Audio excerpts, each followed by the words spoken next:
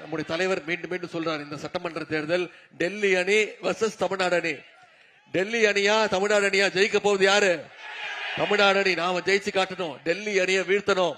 நான் இவ்வளவு திட்டங்கள் சொல்லியிருக்கிறேன், இந்த 5 வருஷம் இவ்வளவு செஞ்சிருக்கிறோம், சாதனைகள் பண்ணிருக்கிறோம், ஆட்சிக்கு வந்தா இதெல்லாம் பண்ணுவோம் சொன்னேன். இதுக்கெல்லாம் ஒன்றிய பாஜக அரசு எதுக்காவது நமக்கு துணை நின்று இருக்கா? இப்ப தேர்தல் அறிவிச்ச உடனே மோடி வராருல, வாரம் ஒரு வாட்டி வந்துட்டு போறாரு. திட்டங்கள் ஏதாவது வருதா? தமிழ்நாட்டுக்கான நிதி வருதா? போன ஒன்றிய அரசோட பட்ஜெட்ல தமிழ்நாட்டுக்குன்னு ஒரு திட்டம் கூட கிடையாது.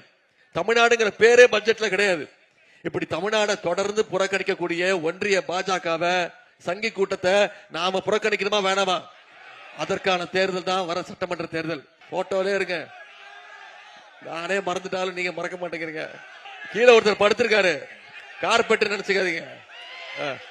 இப்படிதான் முதலமைச்சரானாரு. இவரோட வேலையே தான். இப்ப என்ன தெரியுமா சொல்றாரு? இந்த அடிமை கூட்டத்தை முதல்ல ஜெயலலிதா அம்மா காலு, அந்த அம்மா இறந்த பிறகு சசிகலா அம்மா காலு, சசிகலா அம்மா ஜெயிலுக்கு போன உடனே டிடிவி தினகரன் காலு, அப்புறம் கொஞ்ச நாள் கழிச்சு அண்ணன் ஓபிஎஸ் காலு. இப்ப எல்லா காலையும் விட்டுட்டு நான் தொங்குனா மோடி கோட காலை மட்டும்தான் புடிச்சு தொங்குவேன்னு தொங்கிட்டு இருக்கிறாரு. அரசியல்ல மொரட்டு பக்தர்கள் பார்த்திருப்பீங்க, மொரட்டு தொண்டர்கள் கேள்விப்பட்டிருப்பீங்க. ஆனா ஒரு மொரட்டு அடிமையை பார்த்திருக்கீங்களா?